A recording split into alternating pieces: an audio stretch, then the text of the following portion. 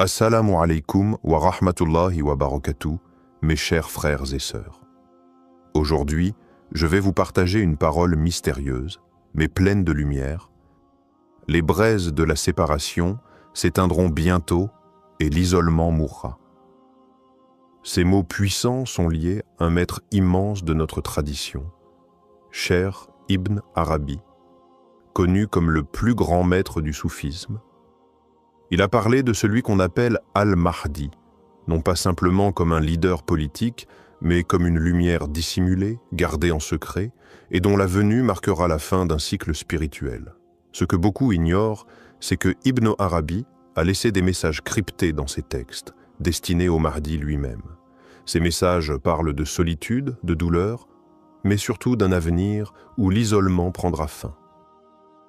Aujourd'hui, nous allons entrer dans ce monde caché, celui des allusions mystiques, pour mieux comprendre ce lien spirituel profond entre Ibn Arabi, le Mahdi et la fin imminente de la séparation. Ibn Arabi, né en 1165 à Murcie, en Andalousie, est l'un des plus grands penseurs mystiques de l'islam. Surnommé le Cheikh al-Akbar, le plus grand maître, il a voyagé dans tout le monde musulman, de l'Espagne jusqu'à Damas, où il s'est éteint. Son œuvre est immense, composée de centaines de livres, dont le plus célèbre est Al-Futuhat al-Makkiyya, les révélations de la Mecque. Mais ce qui rend Ibn Arabi si unique, c'est sa vision du monde spirituel. Pour lui, tout l'univers est le reflet d'un seul être, et chaque événement a une dimension cachée, intérieure, que seuls les cœurs éveillés peuvent percevoir. Il a parlé longuement du Mahdi, mais à travers un langage symbolique et profond, parfois incompris. Pour lui, le Mahdi n'est pas seulement un homme, mais une présence divine manifestée dans le temps. Un sceau de la sainteté, une lumière ultime descendue à la fin des temps pour réconcilier l'intérieur et l'extérieur. Il ne le décrit pas avec des détails physiques, mais avec des qualités spirituelles. Pureté absolue, connaissance directe, humilité écrasante, alignement parfait avec la volonté divine. Ibn Arabi insiste. Le Mahdi ne vient pas pour conquérir, mais pour dévoiler. Il n'est pas un roi des terres, mais un maître des cœurs. C'est dans ce cadre que l'isolement prend tout son sens. C'est un isolement voulu, nécessaire à cette grande mission. Selon Ibn Arabi, le Mahdi traverse une longue période d'isolement avant d'apparaître. Cet isolement n'est pas seulement physique, il est surtout spirituel. Le Mahdi vit caché, souvent incompris, en marge du monde, mais ce retrait est voulu par Allah. Ibn Arabi explique que cet isolement est une purification. Il écrit que les grands élus sont voilés avant d'être révélés, car leur lumière brûlerait ceux qui ne sont pas préparés. Le Mahdi est donc tenu à l'écart pour ne pas être détruit par les passions du monde et pour ne pas troubler un ordre encore immature. Il est dans une grotte symbolique à l'image du prophète avant la révélation.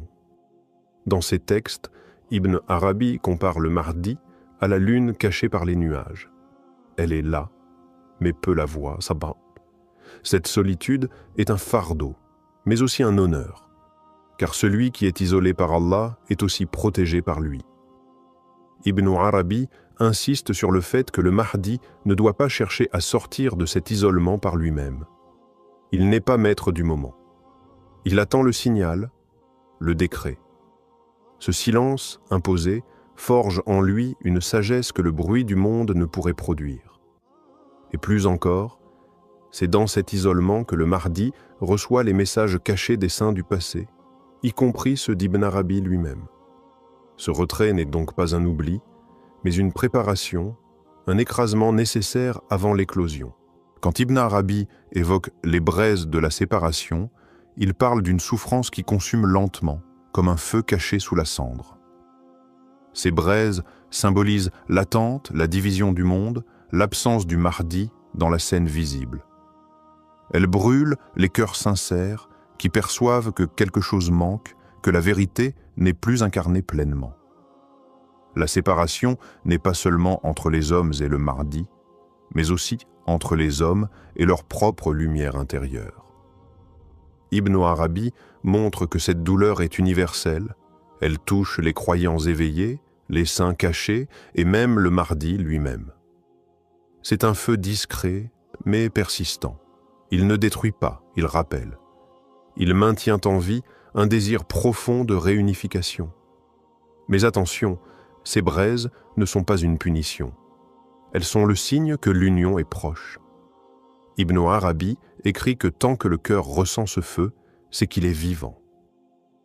La séparation devient alors un appel, une préparation collective. Le monde est dans une nuit obscure, mais une chaleur subsiste, une promesse silencieuse. Le Mahdi, caché, sent aussi ce feu. Il sait que l'heure approche où ces braises ne seront plus nécessaires, où l'amour entre les âmes fidèles et la vérité divine se manifestera pleinement. Alors, l'isolement mourra, car l'appel sera entendu. Pour Ibn Arabi, le monde se dirige vers une union mystique, une fusion entre l'invisible et le visible. Le Mahdi est la clé de cette réunion. Il ne vient pas pour créer un empire, mais pour réunifier ce qui a été brisé, les cœurs, les vérités, les dimensions. Ibn Arabi parle d'un moment où les voiles tomberont. Ce ne sera pas une conquête par l'épée, mais par la lumière. La justice du Mahdi ne sera pas imposée par la force, mais par l'évidence. Il viendra comme un miroir parfait qui reflète la vérité d'Allah sans distorsion. Cette union concerne chaque être. Ceux qui ont le cœur pur verront en lui ce qu'ils attendaient depuis toujours, sans même avoir mis de mots dessus. Ibn Arabi insiste. Le Mahdi n'apporte pas une religion nouvelle, mais le retour à la source de l'islam, dépouillé des excès, des divisions, des interprétations humaines. C'est le retour au tawhid pur, vécu, incarné.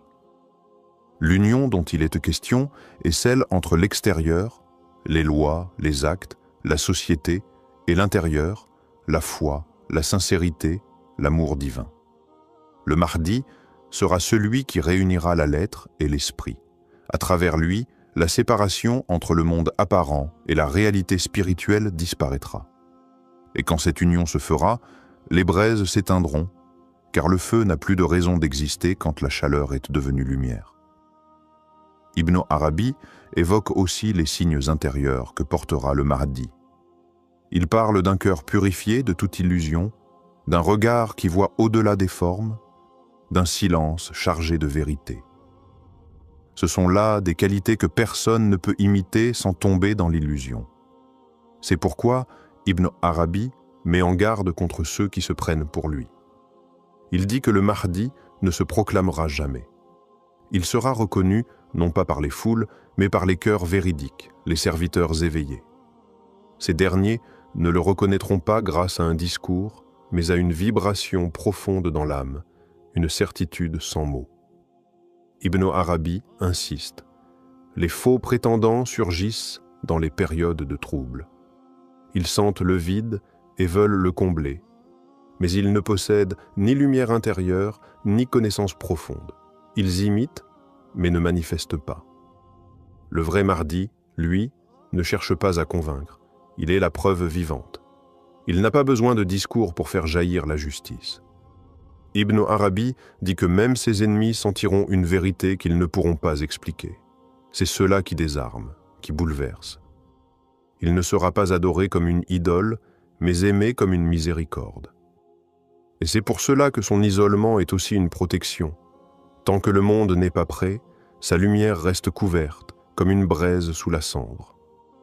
Mais cette couverture est temporaire. Dans l'un de ses poèmes, Ibn Arabi laisse entendre que le Mahdi recevra des messages spirituels transmis à travers les rêves, les inspirations et les révélations intérieures. Il écrit « Celui qui hérite de la lumière verra sans les yeux, entendra sans les oreilles et comprendra sans les mots. » Ces paroles ne sont pas banales. Elles indiquent que le Mahdi ne sera pas guidé par un savoir académique ou des stratégies politiques, mais par une science divine directe, ce que le cheikh appelle la science muhammadienne. C'est une connaissance qui vient sans intermédiaire, directement inspirée du prophète lui-même, parfois même dans les rêves, parfois dans un état de veille mystique. Cette science est rare, inimitable. Elle ne s'apprend pas, elle se reçoit. Ibn Arabi insiste. Le Mahdi sera entouré de serviteurs cachés, des awliya Allah, des saints silencieux qui reconnaîtront sa lumière et l'aideront sans jamais attirer l'attention sur eux-mêmes. Leur rôle est d'accompagner discrètement, de protéger et de confirmer intérieurement ce qu'ils voient en lui. Ensemble, ils formeront une armée invisible, une force spirituelle. Ibn Arabi décrit cette époque comme un moment où les réalités cachées deviennent visibles et où la vérité ne sera plus une simple croyance, mais une évidence vécue dans les cœurs. Et à ce moment-là, l'isolement disparaîtra définitivement. En conclusion, l'enseignement d'Ibn Arabi sur le Mahdi nous invite à une profonde réflexion spirituelle. Il ne faut pas être égaré par les apparences et les fausses proclamations, car le Mahdi ne sera jamais un simple homme de pouvoir, mais un guide spirituel incarnant la pureté et la justice divine. Son isolement, loin d'être une faiblesse, est en réalité une préparation divine, un moment d'affinement spirituel. Lorsque l'heure de sa manifestation viendra, il ne cherchera pas à conquérir, mais à unifier.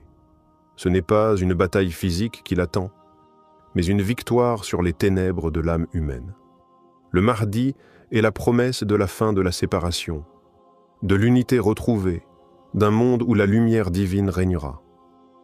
Ainsi, chers frères et sœurs, préparons nos cœurs à cette rencontre et soyons prêts à reconnaître cette vérité lorsqu'elle se présentera sous la forme du Mahdi, lumière silencieuse dans l'obscurité du monde.